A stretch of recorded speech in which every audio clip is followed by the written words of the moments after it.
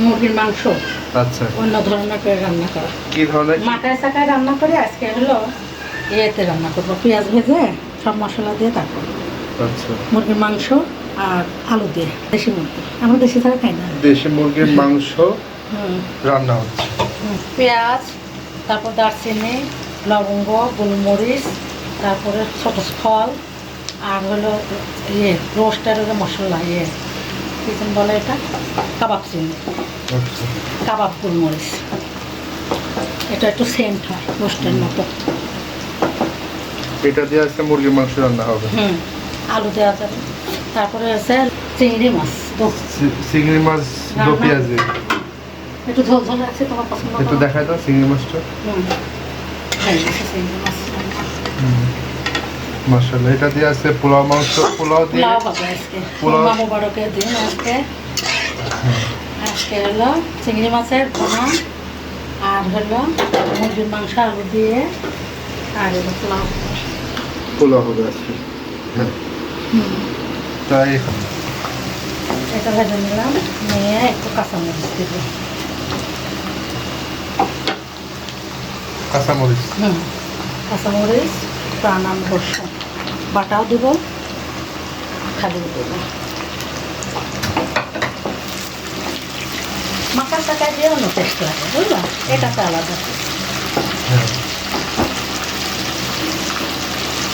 রান্নার তো একটা আর্ট। যদি ভালো যত সুন্দর করে তুমি মন মতন করে করবা, হ্যাঁ, তত সুন্দর রান্না হবে। এখন মাংসটা দিয়ে ভেজে নিয়ে তারপর মশলা দেবো। আর সেরকম অন্যরকম পদ্ধতি না, মানে ভাজার পরে জিনিসটা রান্না হবে।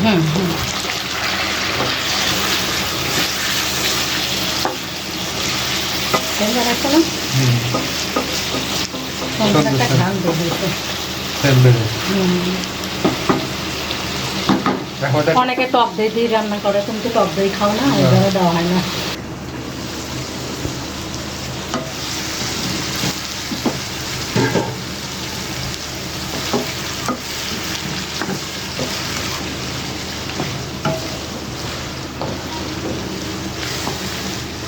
এখন এর একটু মুরগির একটু গন্ধ লাগে না, এই ভাজা ভাজা কলাটা, ওই গন্ধটা থাকে না। এখন দিয়ে দেবো কি শুধু আদা? আদা, শুধু আদা। আদা দিলাম, টানাম দিছে না,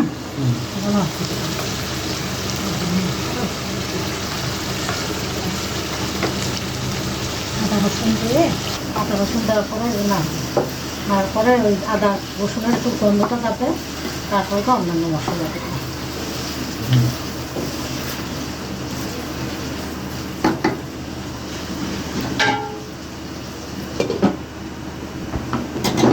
কিছুক্ষণ এটা আস্তে দেওয়া থাকলো। এই যে কষানো হচ্ছে, তেজপাতা দিয়ে দিলাম। আদা রসুন দেওয়ার পরে একটু নাড়ার পরে এটা তো একদম রোস্টের মতো সেন্ট বাড়াচ্ছে। রোস্টের মতো তো সেন্ট হয়। তাহলে এটা চিকেন বানালো, চিকেন রোস্টের রেসিপি। এটা যদি বড় বড় করে রাখেন রোস্টই তো হয়ে যাবে। একটু লেবু চেপে দিলে, একটু দই, টক দই দিলে রোস্ট। হ্যাঁ, এমনি দই গুলাই দিলে, দুধ, বুঝেছো? তাহলে রোস্ট হয়ে গেল। এখন কি মশলা দিব? এখন মশলা দিব লবণ, তারপরে শুকনো মরিচ, ঝাল কম খাবে না বেশি? বেশি। তারপরে জিরা গুঁড়া,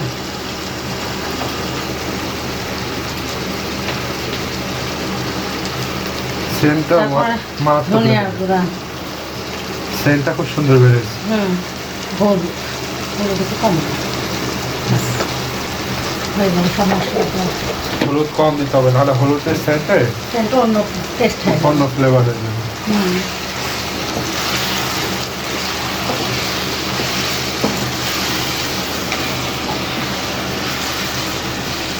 মুরগির মাংস না ভাজা ভাজাতে ঠিক হয়ে যায়, ভালো মাংস। আমার বাড়ির ধরনের মুরগি, দেশি মুরগি,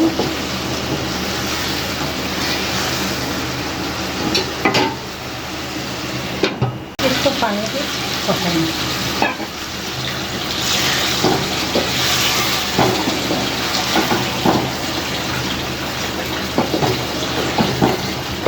সেন্ট ঠিক আছে? হ্যাঁ সেন্ট ঠিক আছে।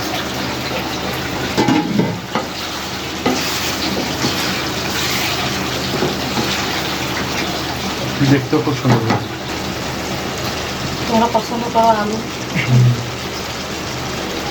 আলু মুরগি মাংস। এটা যে টেস্ট হবে আপনারা অবশ্যই বাসায় ট্রাই করবেন।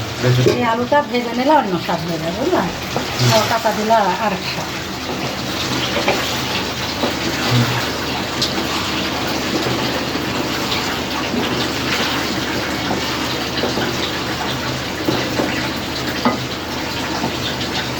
কারণ আলুটা সিদ্ধ হয়ে গেলে ওকে রান্না কমপ্লিট। হ্যাঁ, রান্না কমপ্লিট। একটু ঝোল না থাকলে পোলাও দিয়ে খাওয়া।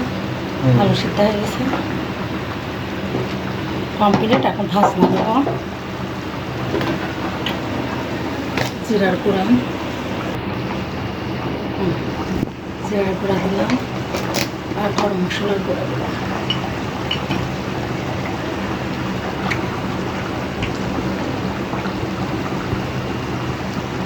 গরম মশলা গুঁড়া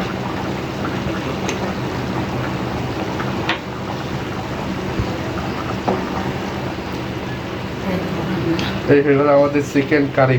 যাক, ভিন্ন দুই রকমের টেস্ট পাবে। একটা হচ্ছে রোস্টে, একটা সেন্ট ছিল, আর একটা পরে ঝাপটাই হয়ে গেলো আমাদের আজকের রান্নাটা। হুম, আল্লাহ হাফেজ। আল্লাহ হাফেজ।